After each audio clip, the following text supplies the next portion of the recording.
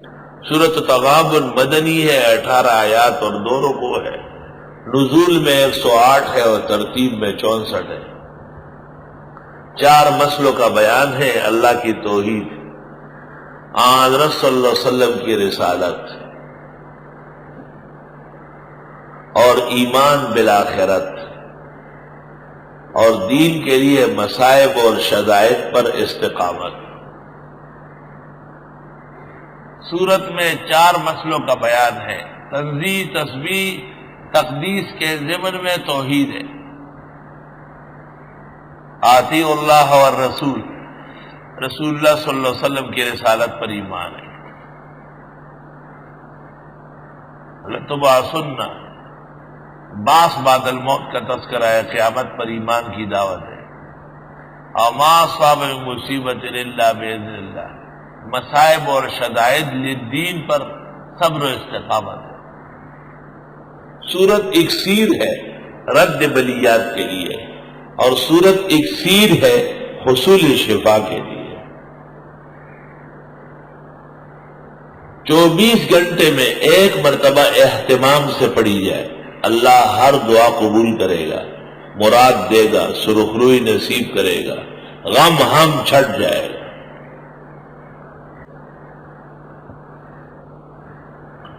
سورت کے ذریعے ظالم کا دل نرم کرنا اور ظالم کے پنجے ظلم سے نجات پانا،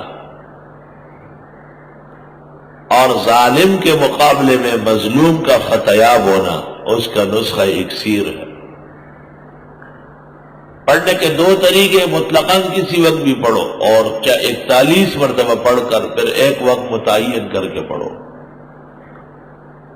اور تیسرا طریقہ یہ کہ نماز فجر سے پہلے یا نماز فجر کے بعد پڑھو 1 دفعہ، اور چوتھا طریقہ یہ: بیمار لاعلاج مرض میں، مشکل میں پھنسا ہوا مریض، اس کے چاروں طرف آدمی بٹھاؤ فجر کی نماز کے بعد، اور وہ 41 مرتبہ تلاوت کر لے، اور پھر دعائے صحت و شفا مانگے۔ مجرب ہے کہ اللہ شفا عطا کر دے۔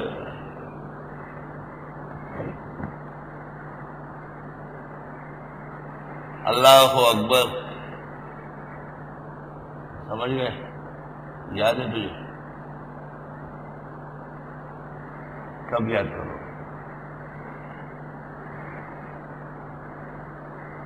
اللہ پشتوں میں عام رواج ہے، تقریباً مرد و زن سب کو یاد ہوتی ہے۔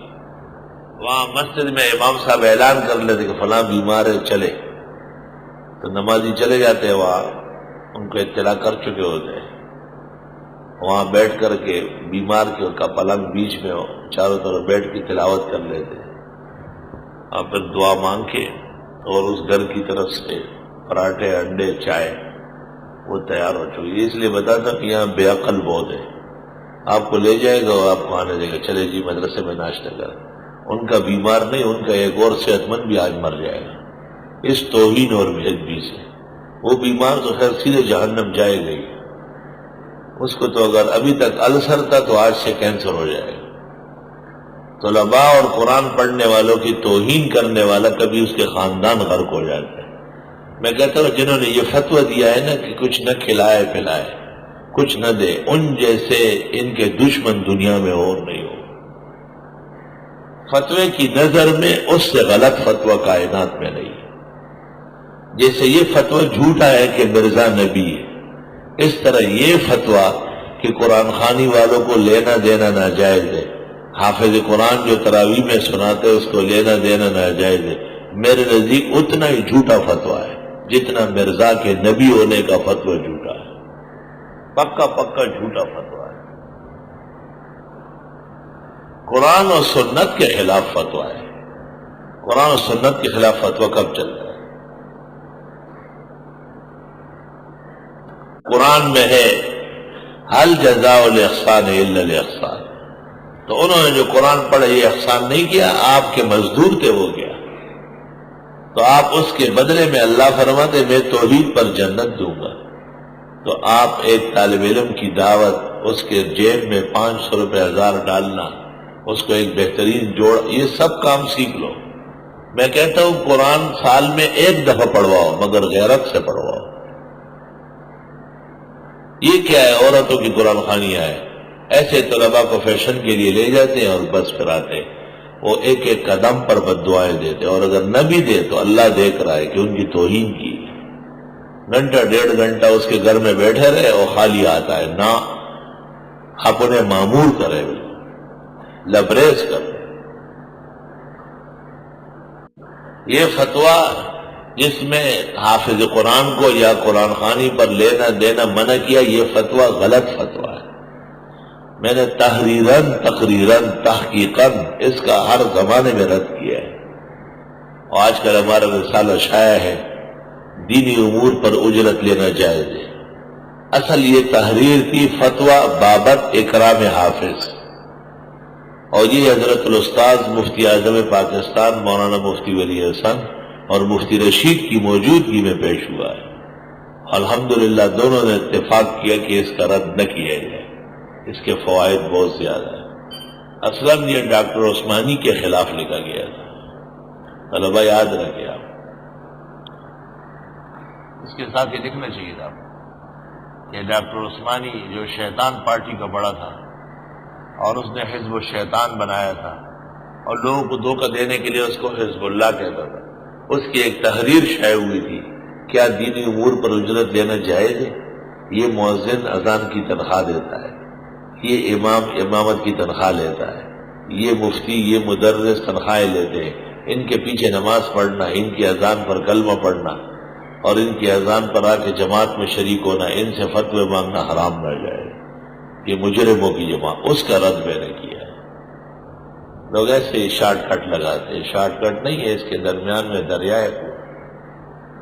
تو میں نے کہا دینی امور پر اجرت دینا چاہیے. ایک تو اس لیے کہ قرآن و سنت میں ہے ان خیر ما اخذتم علیہ اجرا کتاب اللہ، اور دوسرا یہ کہ ہمارے امام صاحب سے نقل نہیں ہے، اس میں صاحب مذہب سے نقل نہیں ہے. تو اتنے مولویوں سے میں کہاں ڈرتا ہوں؟ ان کا جواب میں کر سکتا ہوں، میں نے جواب دے دیا اس کو. اتنے سے کام نہیں چلے گا. حافظ قرآن کے لیے بہترین انعام ہونا چاہیے. اس دن ہم ایک جگہ گئے، وہاں پر 2 بچوں نے قرآن تراویح میں پڑھا تھا. میں نے وہاں کے مسٹر سے پوچھا کہ ان کو کچھ انعام و اکرام کیا؟ کہ نہیں یہاں عادت نہیں ہے. میں نے کہا یہاں ذلیل کرنے کی عادت ہے.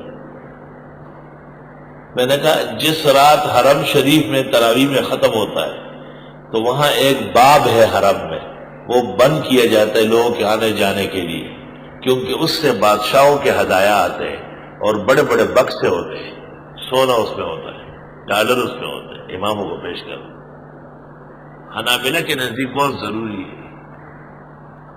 اللہ اکبر. حرمین شریفین میں ناجائز و حرام نہیں ہو سکتا. کعبے کے سامنے انعامات تقسیم ہوتے ہیں.